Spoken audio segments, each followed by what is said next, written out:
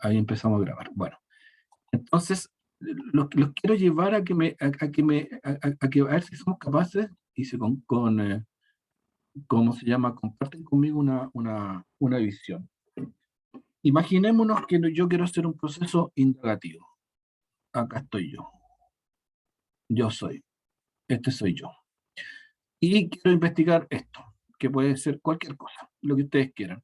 Puede ser el sistema educativo, puede ser, no sé, pues un grupo social, puede ser un fenómeno natural, lo que ustedes quieran.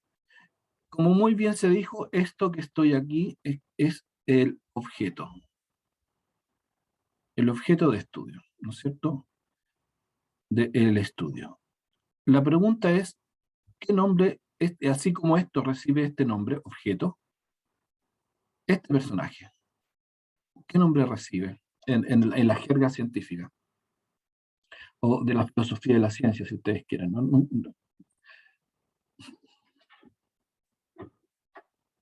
Bueno, yo se los voy a decir. Es el sujeto. Aquí es el sujeto. El objeto y el sujeto.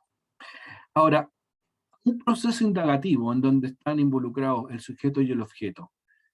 Este personaje de acá llega a una conclusión o desarrolla un proceso indagativo y llega a una conclusión. Este atributo a este personaje que llega a esta conclusión normalmente se le asigna como un buen atributo, como algo que destaca, que lo lleva a hacer una buena investigación, o una investigación confiable, si ustedes quieren. La palabra está escrita en el pizarrón, la que estoy esperando que surja.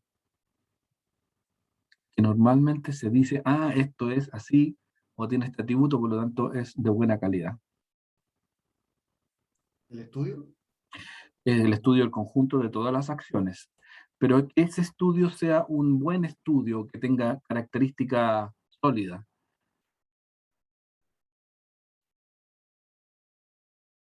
¿Confiable? Confiable, sí, correcto. Pero ¿cuándo es más confiable? Normalmente, ¿cuándo se le asigna ese atributo de confiabilidad? Cuando llegamos como a un conocimiento empírico. Como, claro, es confiable porque tiene característica empírica. Lo hace más confiable. Pero aquí hay una palabrita que normalmente se usa en ciencia y también en la vida cotidiana. Cuando ustedes en su vida cotidiana están en una discusión, le dicen algo, lo que pasa es que tú eres poco, o poco, voy a escribir. Objetivo. Esa es la palabra, objetivo. Objetivo u objetiva. Esa es la palabra. Normalmente nosotros asumimos que un proceso de investigación tiene mayores niveles de confiabilidad cuando nosotros decimos que es más o menos objetivo. Ahora, ¿qué es ser o no ser objetivo? ¿Cuándo algo es más o es menos objetivo? Y ahí uno puede empezar a generar un montón de atributos que están en la base de la confiabilidad. Que tenga buenas mediciones, que sea preciso, que todo lo demás. Pero desde el punto de vista del mecanismo científico, se dice que algo es objetivo cuando hay una separación entre el sujeto y el objeto. Cuando aquí se produce una división, ¿cómo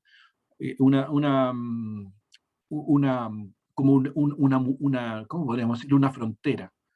¿Qué se gana con ser, digamos, cuando alguien es más o menos objetivo? Pensando en esta separación. ¿Cuándo creen ustedes que se puede generar eso? Cuando ustedes Cuando le el dicen, sujeto no está como directamente involucrado en el objeto de estudio, existe como esa... Ay, se me fue la exactamente. palabra. No se basa como en la experiencia. Sí, correcto. Ya, ahí estamos en la línea del significado de este término, por lo menos en estudios científicos. Cuando este personaje que está acá, que es el que está haciendo la investigación, logra caerse de esto que está acá, ¿no es cierto? dejando sus propias visiones, sus propias, incluso dejando algo que nosotros normalmente llamamos prejuicios, o sea, juicios previos a el proceso indagativo. Entonces, cuando ese personaje logra desentenderse del objeto de estudio, se dice que el estudio tiene altos niveles de objetividad y eso genera una mayor valoración de ese proceso. Ahora, esto, eh, yo no sé si ustedes están de acuerdo con esto. ¿Qué les parece esto de acá? Esta forma de entender este asunto. Profe, no me quedó muy claro cuando el sujeto como que no es cercano al objeto de estudio, ¿se dice que es objetivo? Así es, Ah, cuando ya, ya. Perfecto. logra una distancia, Ya, ya. cuando el sujeto no altera el objeto, ¿no es cierto? Cuando tenemos como una cierta distancia. Pero, Como una profe, suerte de imparcialidad, como eso, frente ¿hasta a... Sí, cuándo, hasta qué, sí. o cómo se va diferenciando eso? ¿Cómo me puedo dar cuenta si estoy siendo o no siendo objetiva? ¿Qué tan distante tengo que estar de...? Bueno, aplicando el método, te estoy dando la respuesta tradicional, aplicando el método científico, lo más rigurosamente. Ahí se entiende que uno consigue mayores niveles de objetividad aplicando el método. O sea, yo no hago juicios o yo no hago conclusiones respecto a mi objeto de estudio a priori, sino que a través de un estudio sistemático, con una hipótesis, con verificación de hipótesis, con medición y contrastación y qué sé yo, voy consiguiendo alejarme de esto. Bueno, esta es la base del conocimiento acumulado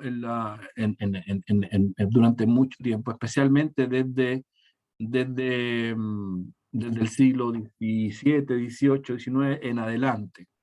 Especialmente con la construcción del método y la aspiración de la ciencia en transformarse en algo como lo conocemos normalmente. Bueno, esto es casi como un sentido común de la división de esto. Eh, y aquí, bueno, Carla me pone, a ver, Carla, ¿a qué te refieres con observar la realidad? Este tema me importa. ¿Sí? No, no fue en verdad cuando dio la explicación era al contrario de lo que había pensado.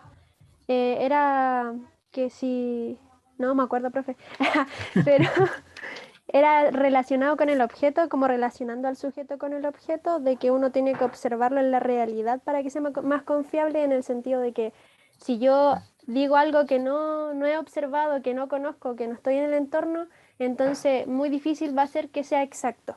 Ya. O sea, me lo Ahora, imagino ahora así. Carlita, ¿qué es la realidad? Em, por ejemplo, profe, dando así como un ejemplo, Sí, yo me refería, si yo hablo, por ejemplo, de una tribu, no sí, sé, sí, yo puedo hablar de la tribu, puedo decir que tiene tal cultura, tal tanto, pero no es lo mismo solo decirlo que ir a vivir, a verlo realmente y estar en sí. ese entorno para explicar lo que había explicado Correcto. sin Lo haberlo que, observado. la distinción que tú estás haciendo ahí es una observación sistemática de una observación que no es sistemática. Ujú, ujú. Ahí tú estás haciendo la diferencia. Ahí está bien, porque ahí hay un método. Eso es parte del método de la etnografía, que es parte de los métodos cualitativos. Y hace muy bien en plantear la distinción. Pero mi pregunta va un poquitito más allá, porque cuando tú hablas de la realidad, ¿qué entendemos por la realidad? Esta frase, la Mm, realidad. ¿Cuándo algo para ti es real y cuando algo para ti no es real? ¿Qué es la eh, realidad? ¿Cómo entendemos? ¿Cómo se entiende normalmente esto? ¿No? algo, a ver, eh, lo, lo que, o sea, yo diría lo que vivimos cotidianamente, lo que observamos Ya, en el entorno, en nuestro, ¿cómo se decía? Em,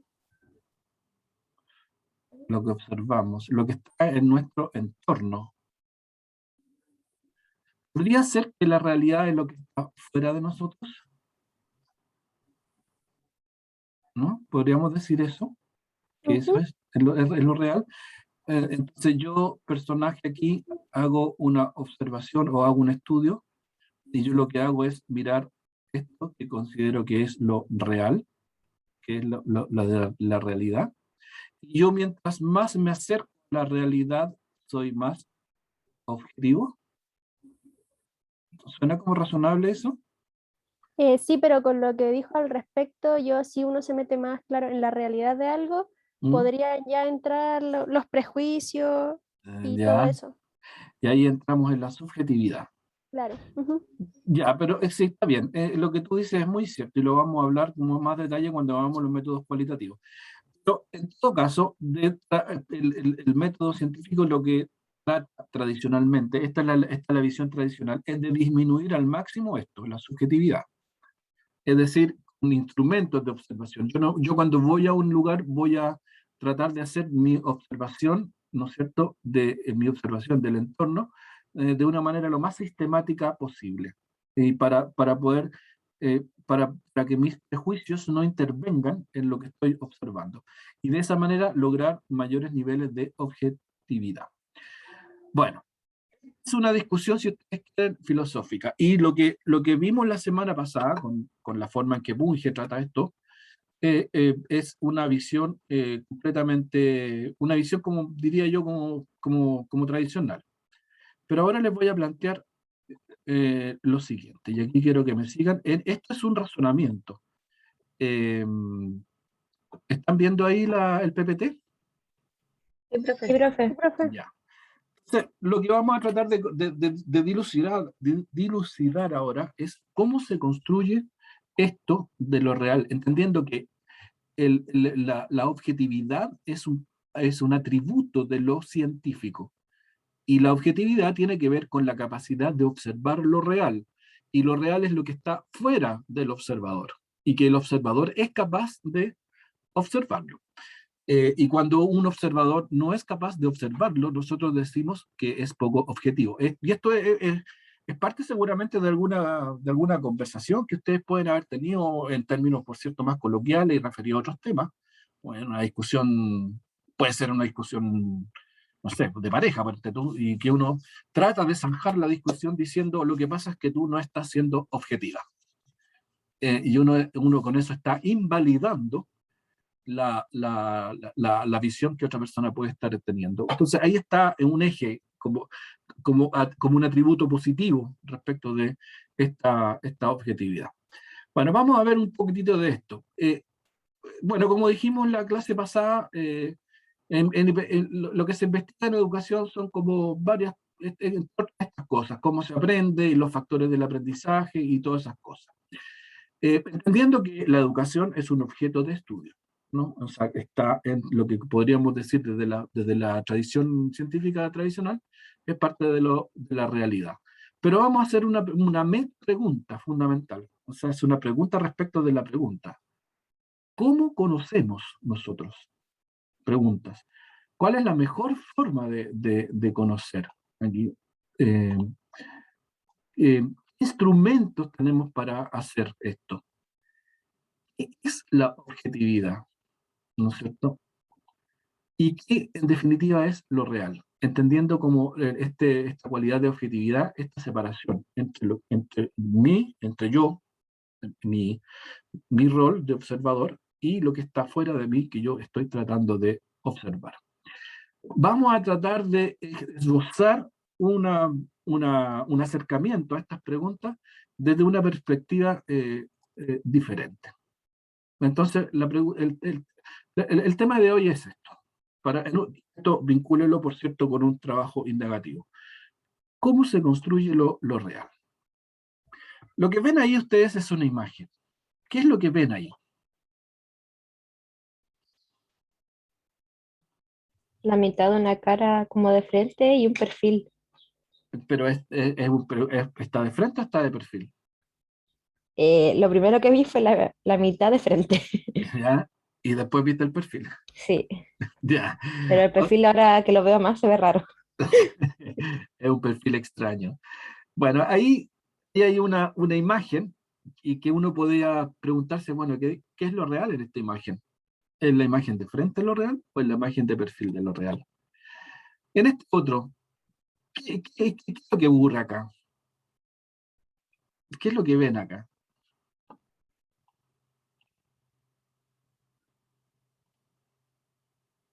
Una mujer que está dando como un discurso en la playa y Ya, es como la sombra de una bandera que la papá, cámara no alcanza a enfocar, ya, y pareciera que que está flotando. está flotando, ¿no es cierto? Pareciera que está flotando, ¿no es cierto? Pero uno se podría confundir en esto, ¿no? Veamos, sigamos. Aquí, ¿qué es esto?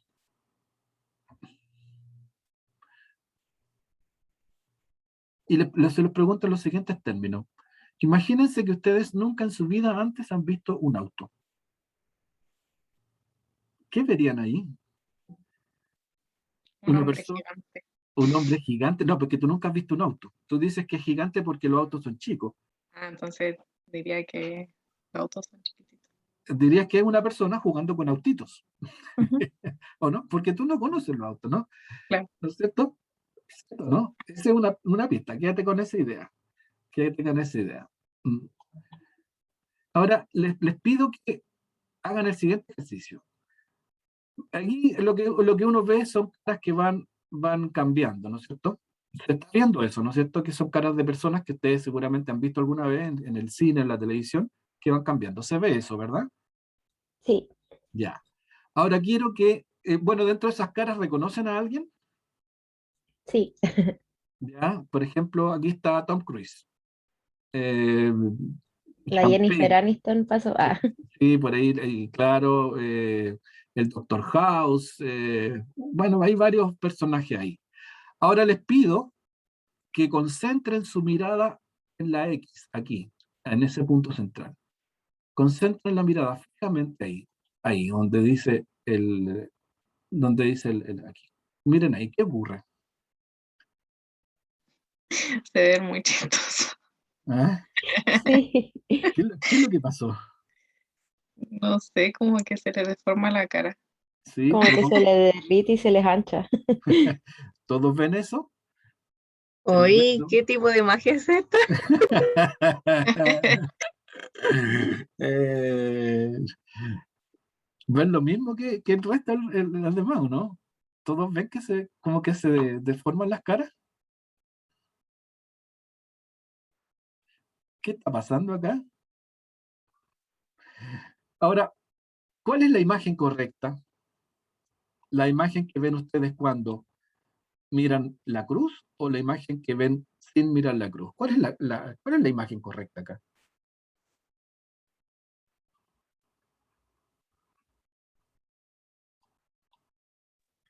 Depende de dónde estemos mirando, ¿no? Porque Eh, yo le puedo decir que la imagen correcta sí es esa que está como sin mirar la cruz, pero si ya, miro la cruz, al tiro se me distorsiona y me ya, pero cuestiono, ¿estará distorsionada realmente? no, yo no, aquí son las Es mismas verdad. fotos siempre, nadie toca las fotos, son las mismas, no hay Yo cambio de pensé foto. que tenían como los ojos al revés o algo así, porque también hay otros como virales parecidos, pero ¿Ya? donde tienen como algunas facciones de la cara al revés. No, no, no, aquí no hay nada, no, son las mismas fotos. No, yo les prometo que yo lo único que hago es hacer un clic aquí para que se empiece a mover, no hago nada más. Eh, entonces, si yo les digo, a ver, eh, yo las pongo a ustedes, y las pongo en una disyuntiva. Me tienen que decir cuál es la imagen correcta de las personas. Cuando uno mira la cruz o cuando uno no mira la cruz. ¿Cuál es la correcta? ¿Cuál es la Cuando imagen? uno no mira la cruz, Exactamente, cuando uno no mira la cruz. ¿Y por qué tú eres capaz de discernir que eso es lo correcto? porque sabemos que son así, ¿no? Ya Porque sabemos, conocemos la cara de porque las conocemos personas la que cara, aparecen ahí. porque sabemos, porque tenemos una experiencia previa. ¿No de acuerdo? La experiencia previa nos permite discernir lo que está bien de lo que está mal, pero no podemos dejar y no podemos desconocer que cuando miramos la cruz, vemos una cosa completamente distinta. Entonces, la pregunta acá es la siguiente. ¿Qué ocurriría si yo traigo a una persona que jamás ha visto otra cara y ni tampoco se ha visto en el espejo? Nunca antes ha visto la cara de una persona, de un ser humano. Y lo someto a esta prueba. Y le pregunto lo mismo que a ustedes. ¿Cuál es la correcta? ¿Qué diría esa persona? Yo ¿O creo esa que persona podría discernir? yo creo que podría, o sea, estaría bien que escogiera cualquiera de las dos. Exactamente. O sea, no puede discernir. No puede discernir porque no tiene experiencia previa. Entonces, aquí hay un punto. En el discernimiento, en lo que nosotros consideremos que está bien o está mal, hay experiencia previa, ¿no? Bueno, aquí este juego se trata de lo siguiente. ¿Qué es lo que vemos acá? ¿No es cierto? Vemos una imagen, una silueta de una mujer, ¿verdad? Lo están viendo. Yo les pido que hagan lo siguiente. Miren la punta de la nariz, ahí donde yo estoy marcando, donde están esos puntitos de colores. Mírenlo y cuenten hasta 15, mirando. Y cuando termines de contar hasta 15, cambien la vista a este cuadro que está en blanco. A partir de ahora.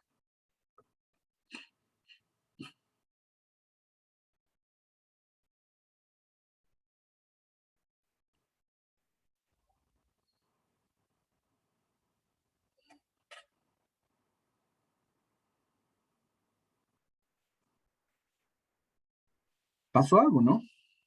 Sí, qué loco, Sí. profe. ¿Qué pasó? Impactada. ¿Qué? A ver si vieron lo mismo. ¿Qué pasó? Como la misma foto, pero en colores así, Ah, cuatro cuadros. aparecieron los colores. ¿Y de qué color tiene el pelo la niña?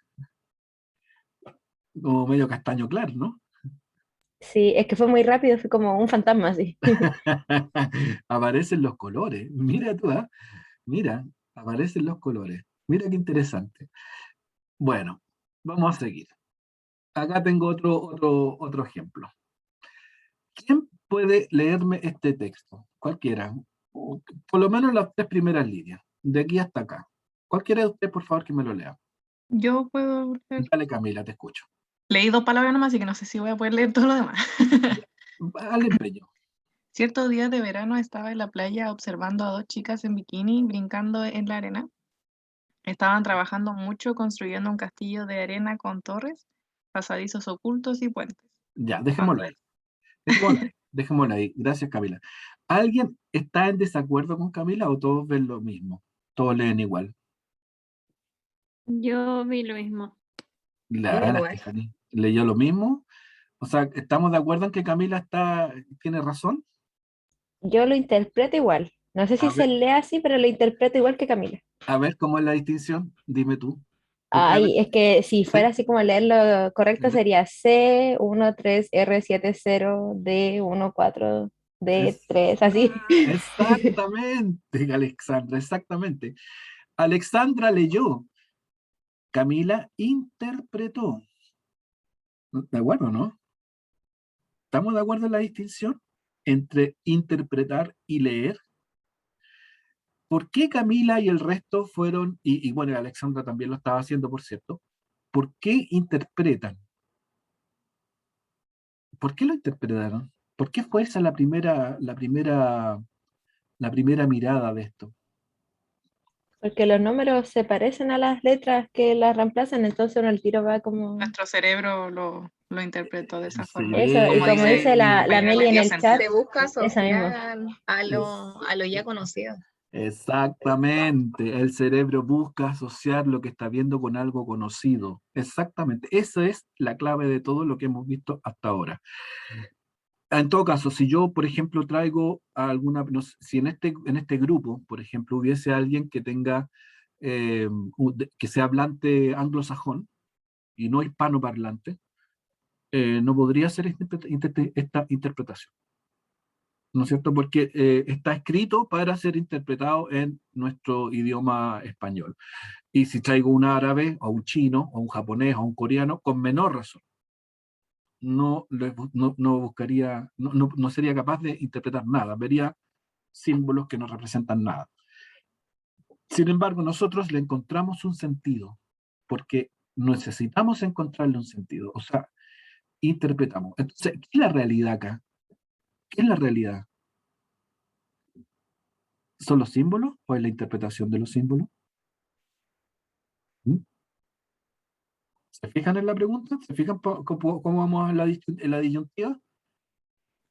Profe, me va a Bueno. hacer explotar el cerebro. Sí. Esa es la idea, que no puedan dormir hoy día. Estamos rompiendo paradigmas, estamos en un proceso de deconstrucción de paradigmas.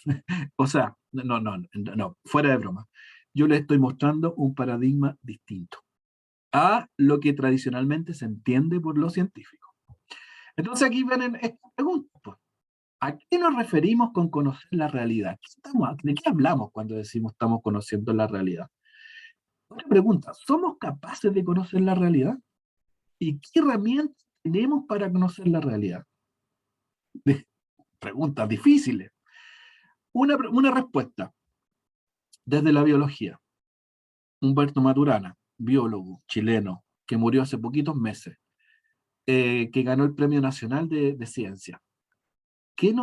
Una de las muchas cosas que él dijo lo siguiente: como seres humanos somos incapaces de distinguir lo real de lo imaginario, lo real de la ilusión.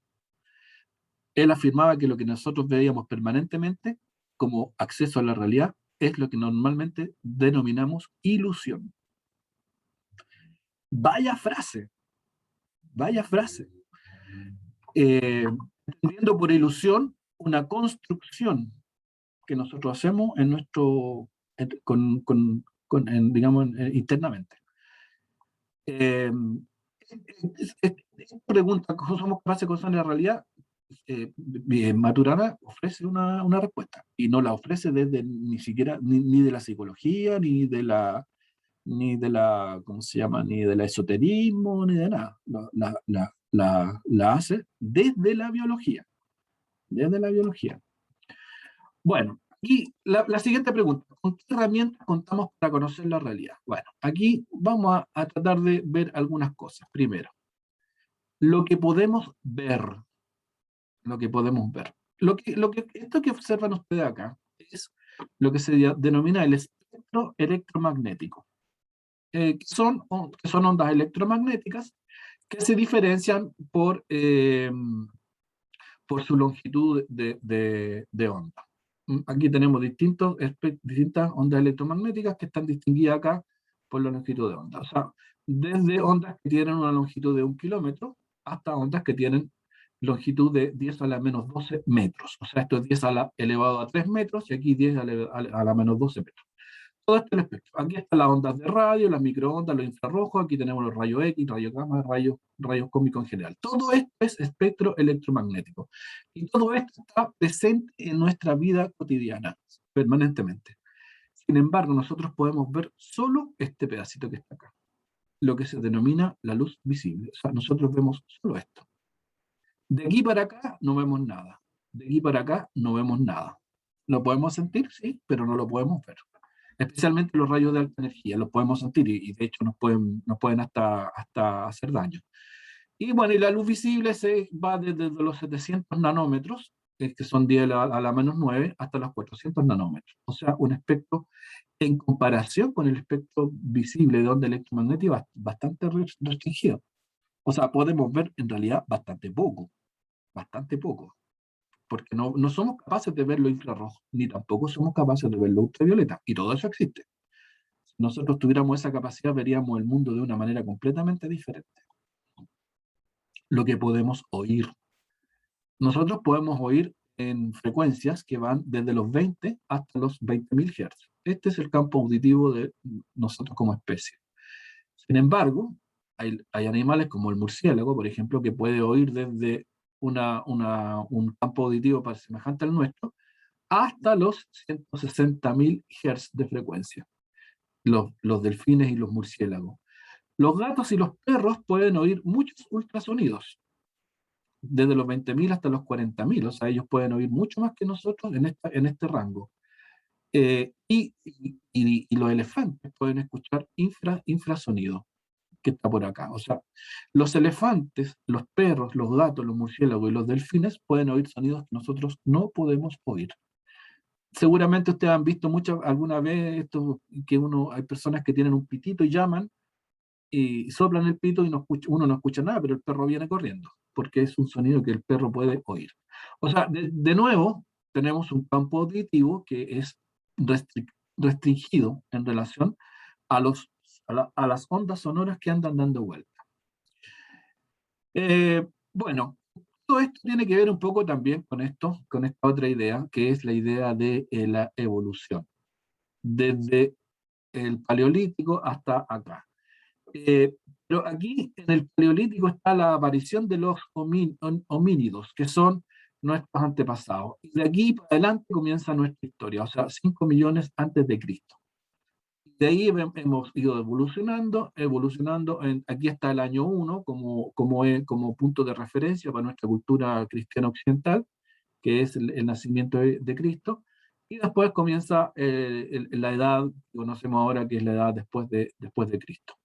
Pero nosotros como especie existimos desde hace 5 millones de años. O sea, hemos ido evolucionando en estos 5 millones de años. Y en toda esta evolución hemos ido desarrollando nuestras capacidades de, comillas, conocer la realidad. Nuestro equipamiento, por cierto, entonces, es nuestro sistema nervioso. Nosotros conocemos la realidad a partir de nuestro sistema nervioso. No tenemos otra opción. Y en nuestro sistema nervioso, por cierto, están todas estas fases de interpretación y todas estas cosas. Y que, por cierto, el sistema nervioso se alimenta de lo sensorial, o sea, de los sentidos, que es nuestra vinculación con nuestro entorno. Nosotros nos construimos en relación con el entorno. La evolución es una construcción permanente de un ser vivo como nosotros con su entorno, en una ida y vuelta, en una entrega de información y en una recepción de información. Y en ese recorrido permanente nos vamos construyendo y se va desarrollando nuestro sistema nervioso. Pero, bueno, nosotros tenemos una evolución distinta a otras especies, por cierto, pero tenemos una base común, en particular con los mamíferos superiores. Y el cerebro, nuestro sistema nervioso central, pero en particular nuestro cerebro, no se distingue mucho de los restos de los mamíferos en su estructura más primitiva, que es el sistema límbico. No hay una gran diferencia. Y en el sistema límbico hay el sistema que controla algo que es fundamental en nuestra vida, según lo que nos enseña Maturana, que son las emociones. ¿No? O sea, aquí, en la base del cerebro. En la corteza están las funciones más elaboradas, pero en la profundidad de nuestro cerebro está esto que es lo más esencial. Bueno, acá tenemos la evolución. Nosotros somos Homo sapiens, según la evolución, hace 100.000 años. 100.000 años. Y nuestra historia conocida y documentada tiene 5.000, 6.000 años. O sea, hay 95.000 años de evolución. Y que nosotros éramos algo distinto a lo que somos ahora, como especie. Y nuestra historia moderna, de los cambios más brutales que hemos tenido, brutales en el sentido de que han sido cambios más radicales, podríamos situarlo, no sé, yo diría, desde unos, no sé, 500 años, 200 años, dependiendo de cómo lo ve. Pero la tecnología ha cambiado nuestra forma de vida notablemente en los últimos 40 años. La industrialización cambia nuestra forma de vida en los últimos 200 años, desde el finales del siglo XIX o siglo XVIII, ¿no es cierto? Cuando empieza la época industrial, que viene esto de la migración del campo a la ciudad, los grandes centros urbanos y todo lo demás que va cambiando nuestra forma de vida en forma radical. Cambia también con los adelantos de la ciencia. Por ejemplo, estoy pensando en las vacunas, por ejemplo, o la medicina, que aumenta nuestra expectativa de vida notablemente. Yo no sé si ustedes han oído hablar esto de el matrimonio para toda la vida. Eso tenía mucho sentido en una época en que las personas se morían a los 40 años, entonces se casaban a los 15, a los 20 años, y era para toda la vida porque la expectativa de vida era hasta los 40 años. Después eso cambia radicalmente. Pero como sea. tenemos una historia de como Homo sapiens, como especie de 100.000 años, en donde no hay diferencias fundamentales, no hay diferencias fundamentales en nuestra estructura y en nuestro sistema nervioso en particular. Entonces, tenemos el mismo equipamiento para responder al mundo desde hace 100.000 años.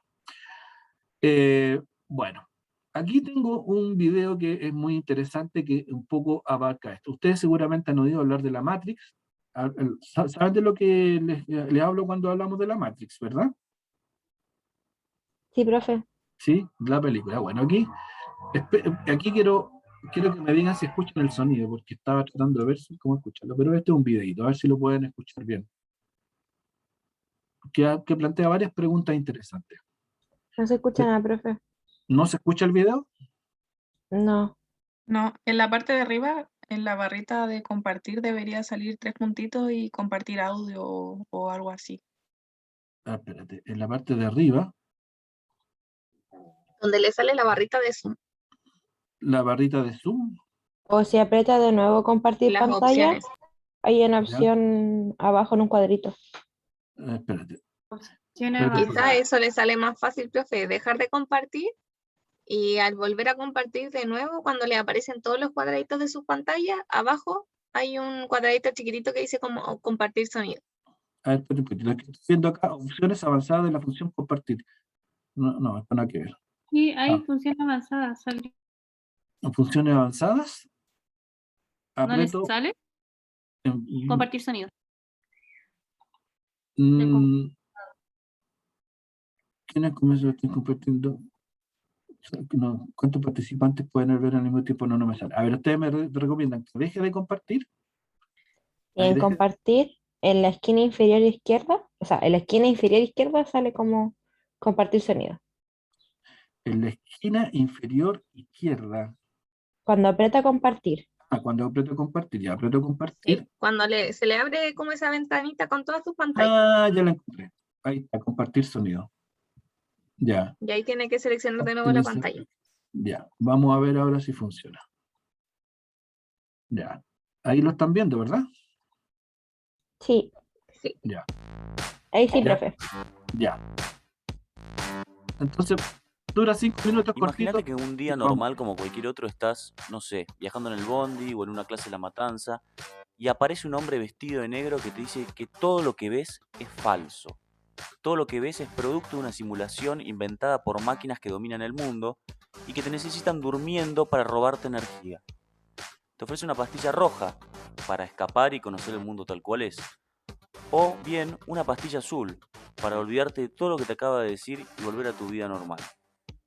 ¿Qué elegirías? Algunos tomarían la roja, otros la azul. Yo les recomiendo fervientemente no tomar ninguna de las dos. A ver si todavía los duermen y venden sus órganos en la triple frontera. El planteo de Matrix no es otra cosa que una recreación de la famosa alegoría de la caverna de Platón. Imagínate una serie de hombres que nacieron en una caverna, atados de pies, manos y cuello, con tan solo la posibilidad de ver la pared que tienen enfrente. Solo ven las sombras causadas por un fuego detrás de ellos, sin poder ver los verdaderos objetos.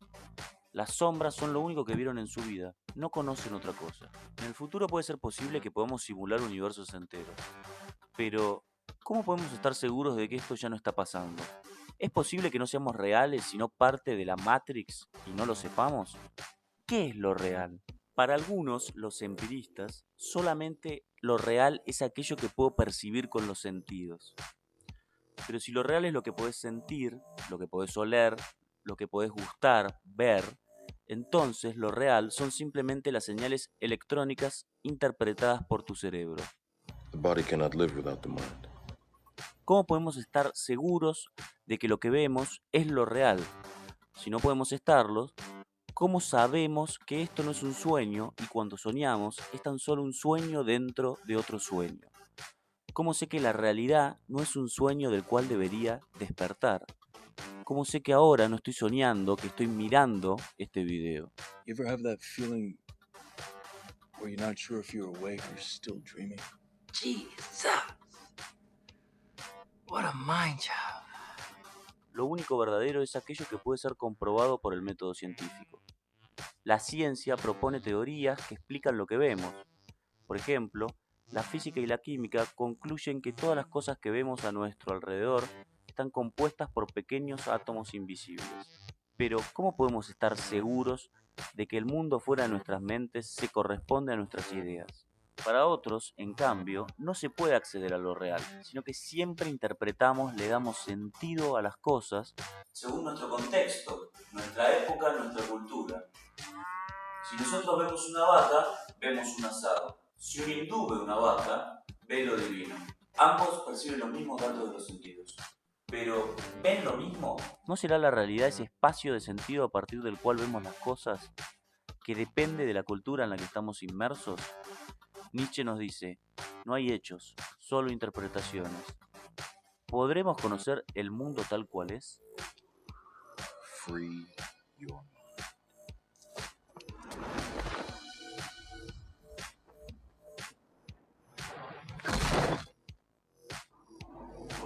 Para Gianni Bátimo, el fin de la modernidad significa el fin de los relatos absolutos que pretenden imponer una visión del mundo.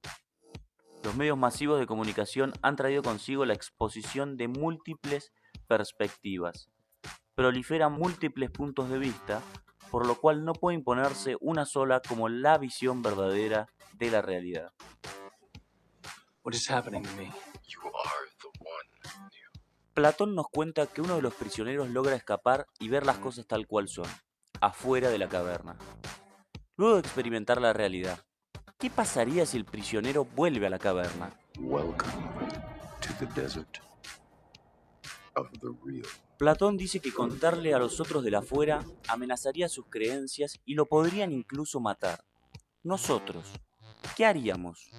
¿Lo matamos? ¿Lo encerramos en un hospital psiquiátrico? ¿O elegimos despertar, salir de la caverna?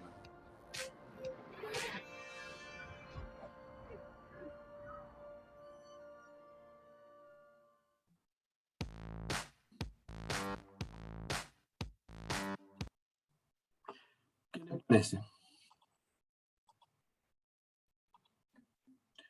Ahí está. ¿Qué les parece el video? ¿Alguna reacción? Voy a repetir lo que dijo la Camila hace un poco. Me está explotando el cerebro, profe. ¿De verdad? ¿No te habías planteado estas cosas antes? Tan así, no. Lo que más me quedó como que todo, no hay hechos, son interpretaciones. Interpretaciones. Bueno, esa Entonces frase yo es de lo Nietzsche. pongo a pensar y sí, pues. Ese es de Nietzsche. Bueno, yo no me voy a declarar partidario de nada. O sea, esta clase es una pura provocación, nada más que eso, solo provocarlos y provocarlas. Y en un sentido, en una dirección, en provocarlos a que piensen de este tema. ¿Y por qué es importante pensar de este tema? Porque a mi juicio es importante, porque nosotros en nuestra profesión trabajamos con personas, ya sea personas que tengan 9, 10, 11, 12, 17 o lo que sea años, son personas. Y construyen, según esta perspectiva, este paradigma, construyen su realidad. Y es una realidad, de nuevo parafraseando a Maturana, es una realidad legítima.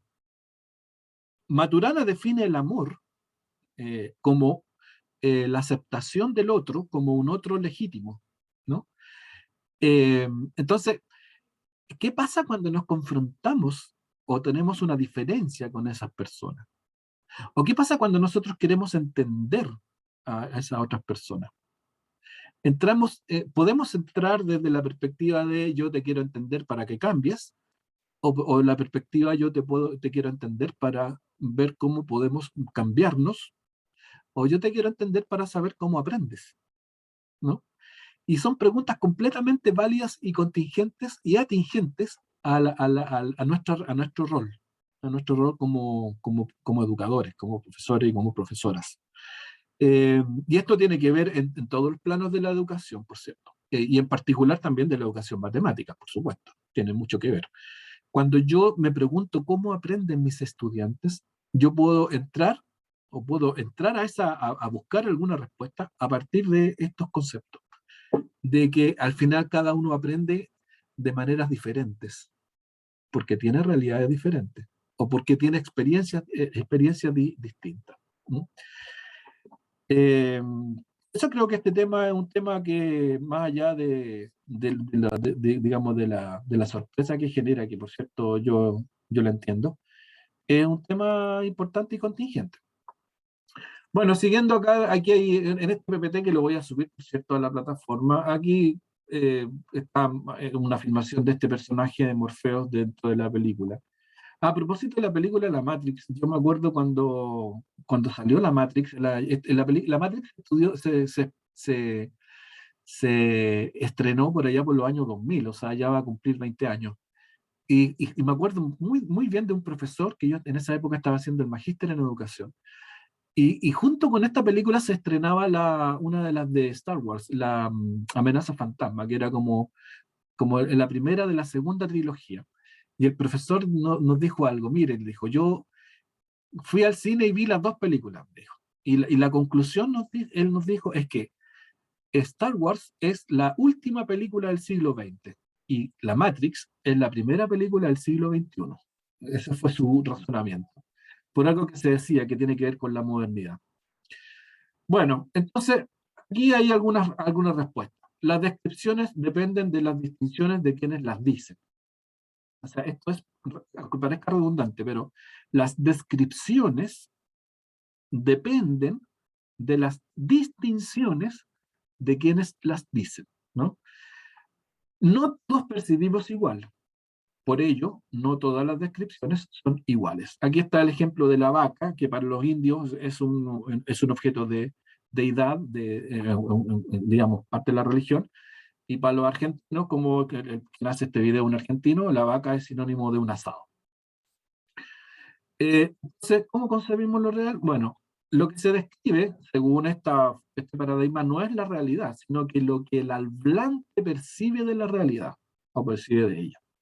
Por ejemplo, esta imagen, ¿qué le genera a ustedes? Esta imagen que está acá. ¿Qué es esto que estamos viendo ahí? ¿Esto qué es? Una cebolla. Una cebolla, ¿no es cierto? ¿Y qué imagen se te viene a la cebolla si yo te dijera, describe la cebolla, en una palabra, o en dos palabras? ¿Qué diría? Tiene capas.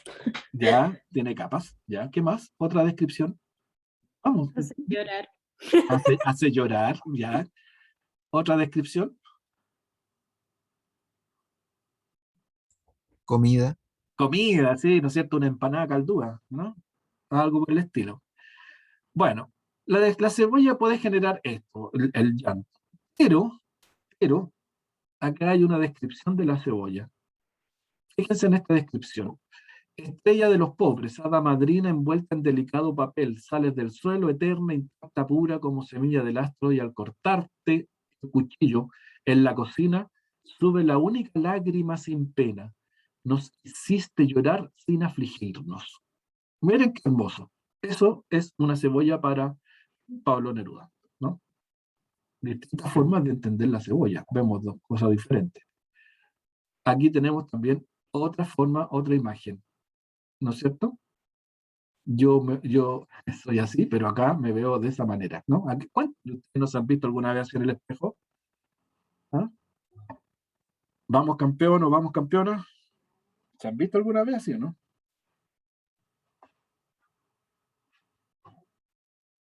¿No? Nunca, nadie. ¿Conocen a alguien que se ve así?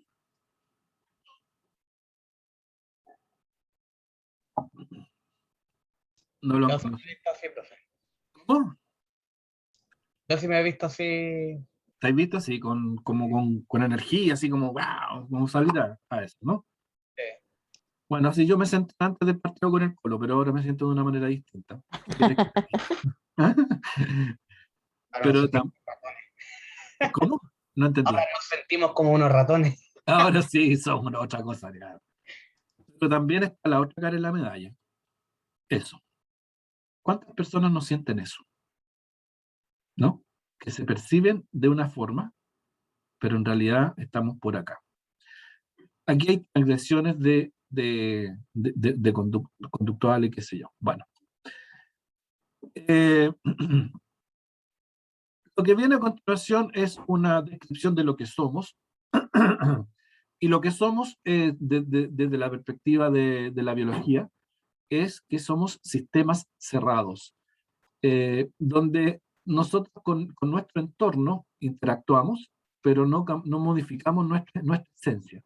De nuestro entorno nosotros recibimos, desde el punto de vista de la termodinámica, un sistema cerrado es un sistema que con el entorno transfiere energía, pero no materia, solo energía y no materia. Entonces así se define un sistema cerrado. Para Maturana, los seres humanos somos sistemas cerrados. Es decir, recibimos energía del entorno, pero no intercambiamos con el entorno materia. Y todo lo que esta energía que recibimos del entorno la podemos asociar también a los estímulos del entorno. Y nosotros procesamos los estímulos del entorno como sistema cerrado y le devolvemos algo al entorno, pero una vez procesado en nuestro interior, como un sistema cerrado.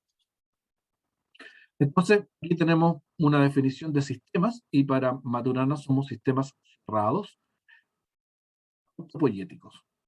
Es decir, somos sistemas que nos vamos construyendo a nosotros mismos, y que somos reflexivos, ¿no? O sea, Maturana hace esta definición del ser humano, como sistema cerrado, autopoyético y además reflexivo. Todo eso dice Maturana que somos como especie humana, ¿no? Y eso significa, ¿qué significa esto que se llama autopoyético? Que nosotros recibimos información del entorno y la procesamos, y vamos construyendo categorías, y vamos construyendo lo que nosotros denominamos nuestra experiencia, y hacemos una reflexión respecto de eso. La escuela, la organización es, bueno, aquí, hablando de la escuela y de las organizaciones, este autor, Fernando Flores, hace una reflexión bien interesante sobre la escuela, o sobre la organización en general, que yo la asocio con la escuela. Dice que nosotros vivimos en organizaciones, el trabajo se da en organizaciones, jugamos en unas organizaciones, pero no comprendemos cómo diseñarla y cómo organizarla. O sea, sabemos o tenemos una concepción de las organizaciones que, a juicio de Flores, no es correcta. Normalmente entendemos que la organización es esto, ¿no es cierto? Una suerte de distribución jerárquica de distintas tareas, donde podemos distinguir equipos directivos, coordinaciones, qué sé yo, distintos coordinaciones de ciclo, departamento, personal no docente, aquí está el claustro, que son los docentes en general, y aquí está el consejo claro. O sea, podemos entender la organización como un todo, como esto, como una estructura burocrática, y nos quedamos con esa percepción de la organización. Sin embargo, hay otra, digamos que esa es la organización, en la visión clásica de la organización, que viene de la máquina, la administración clásica. Pero sin embargo, hay otra percepción, otra concepción que dice que la organización no es solo el sistema burocrático, sino que es un lugar donde ocurren cosas, que es un sistema donde ocurren fenómenos que tienen que ver con lo político, es decir, con la convivencia, y que están relacionados todos con el vivir juntos en sociedad, y ahí es donde se desarrolla el acto educativo. Entonces, la organización en general, y la escuela en particular, es un fenómeno social, donde interactúan personas de distintas edades y con distintos intereses. Es una organización en red, porque se van generando distintas conexiones entre las distintas personas, dependiendo de sus propios intereses, sus motivaciones, sus vivencias, etc. También es una organización como un sistema de cooperación, donde se construyen visiones que pueden ser comunes y que apuntan en la dirección de algún objetivo. Y somos una organización y la organización en definitiva son personas, donde tenemos personas de todo tipo, y en particular a la que a nosotros más nos importan son los niños, las niñas que están en la escuela. Entonces, la organización es un espacio de aprendizaje, donde interactuamos con el otro. Y en este interactuar con el otro tenemos que aprender a ver al otro como un otro que construye su propia visión de la realidad. Si uno le pregunta a distintas personas en una escuela qué es la escuela, posiblemente den distintas visiones, o visiones con matices. Entonces, cada una de esas visiones puede tener una descripción detallada y se pueden empezar a encontrar sentidos comunes. ¿Qué son los sentidos comunes? Son visiones compartidas del espacio escolar. Y para que el espacio escolar funcione, uno tiene que aprender a escuchar y a tratar de dilucidar cuál es la visión, o sea, cuál es la construcción de la realidad de escuela que hacen las distintas personas que están dentro de la escuela, para a partir de eso ver la posibilidad de la construcción de bueno, y eso, esa búsqueda es un espacio de aprendizaje, porque cuando uno trata de buscar cómo el otro ve, uno está aprendiendo en el camino, es un espacio de interacción. Y en ese espacio de interacción y de aprendizaje, la idea es buscar estos espacios comunes para poder construir o para poder llegar al objetivo que tanto anhelamos, que es la escuela.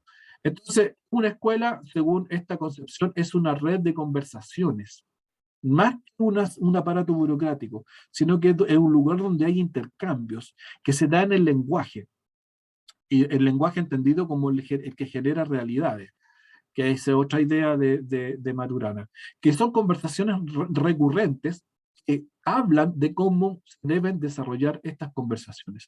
O sea, aquí cuando hablamos de cómo se deben desarrollar, estamos en la búsqueda del sentido común, para que en ese sentido común podamos desarrollar la conversación que nos interesa, que es finalmente la educación y que los niños aprendan. Entonces, si queremos comprender una organización, debemos examinar estas conversaciones, las pasadas, las presentes y especialmente las conversaciones de futuro. Ustedes tienen el desafío de enfrentar en un sistema educativo o enfrentarse a un sistema educativo o a una unidad educativa pensando en los próximos 20 años. Entonces, la pregunta es cómo van a ser esas conversaciones en el futuro. La educación es algo que va cambiando permanentemente en el tiempo. Las formas como la vamos haciendo va cambiando en el tiempo. Entonces, un proceso indagativo respecto de la educación se desarrolla, por cierto, en la escuela. Pero ¿cómo podemos conocer la escuela? Bueno, esa es la idea de enfrentarnos en este curso. ¿Cómo podemos conocer la escuela? ¿Cómo llegamos a conocer la escuela? A través de procesos investigativos, por cierto, pero que en este paradigma los procesos investigativos parten de una premisa, que la objetividad en realidad no existe, que lo que tenemos siempre es una interpretación, ¿no? Que no hay posibilidad de hacer la separación entre el sujeto y el objeto en los procesos investigativos, que al final siempre vamos a estar interpretando. Pero importante es reconocer eso, porque nos reconocemos a nosotros mismos como seres subjetivos, como seres que estamos en una construcción, y que estamos permanentemente en construcción. Y este es el paradigma, es un paradigma distinto, donde la objetividad no existe. Y no existe porque nosotros como seres humanos somos incapaces de distinguir lo que es real de lo que no es real, según la biología de Maturana. A diferencia de el otro paradigma que dice que efectivamente nosotros sí somos capaces de construir lo real, digamos, de observar la realidad, somos capaces, y que en la medida que nos alejemos más vamos a tener una mejor visión de lo que consideramos lo real. Y esa es la idea que dominó, por lo menos, y aquí vuelvo a poner un ejemplo de la física clásica, que había esta posibilidad. Sin embargo, llega la mecánica cuántica y lo bota todo al suelo.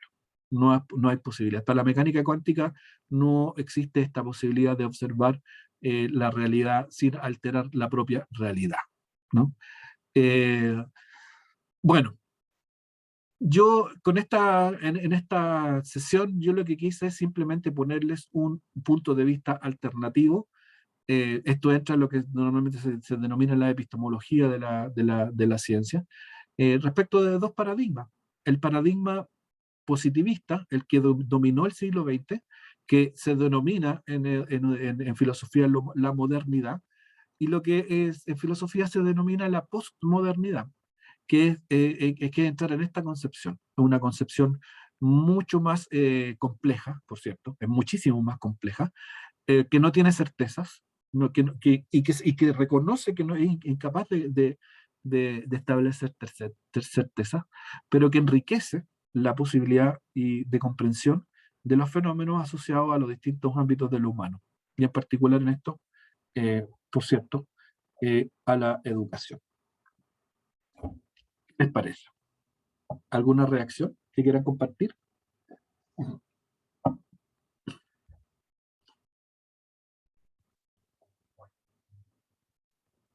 ¿Todavía están perplejos o perplejas? Sí, todavía estoy procesando tanta información, pero estuvo muy buena la clase. Lo mismo. Sí. Mire, yo les voy, si... No, por favor, siga nomás, siga, por favor. No, por mi parte igual fue súper interesante, como que a veces uno está tan acostumbrado a ver las cosas desde un mismo punto de vista, que verlas desde otra perspectiva como que cambia y te hace como hacerte hartas preguntas, así que fue muy interesante la clase, a mí igual me gustó mucho. Qué bueno, muchas gracias. Esa es la idea, las preguntas, nunca dejen de hacer preguntas. Esa es la idea. El otro día vi una serie de la vida de Einstein, que se las recomiendo, se llama Genius, que está en History Channel. Y termina esa serie, el último capítulo al final, bueno, les voy a contar el final, pero bueno, en fin. Termina con una imagen de Einstein caminando con una niña. Y bueno, y él le dice a la niña, nunca dejes de hacer preguntas. Eso es lo que... porque la niña le dice, ¿cómo es posible que tú sepas tanto? Y él dice, porque nunca dejé de hacerme preguntas. Y la última imagen es él con la niña caminando de la mano y la niña bombardeándolo a preguntas. Preguntas, ¿por qué esto es azul? ¿Por qué esto es verde? ¿Por qué las cosas caen? ¿Por qué el cielo aquí? ¿Por qué? Preguntas y más preguntas. Y bueno,